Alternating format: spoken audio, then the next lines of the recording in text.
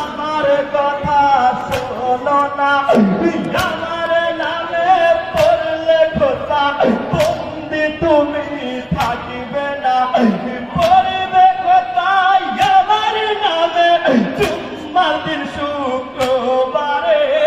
ইমাম বংশের শেষ বাতিটা জ্বলছে অন্ধকারে, সোনারে জয়নালে হলো বেহালি জিদের কারাগারে।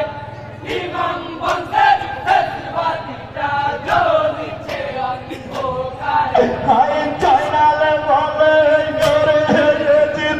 আমার কথা শোনো না, হাসতে হাসতে জীবন দেব তোমার খোদা পড়ব না, তোমার আশা হবে পিতা আমার খুদ পারতরে।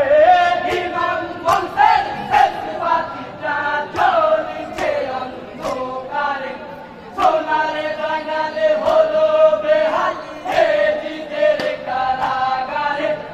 ইমাম বংশের শেষ বাতিটা জ্বলছে অন্ধকারে। হাই গায়ের বস্ত্র ছিঁড়ে জয়নাল লেখার দাতা করে, আঙুল কেটে কলম করে চিঠি লেখে হানিব, চিঠি নিয়ে কাছে চলে ময়নায়াবাদ শহরে। ইমাম বংশের শেষ বাতিটা জ্বলছে অন্ধকারে, সোনারে জয়নালে হলো বেহালি জিদের কারাগারে।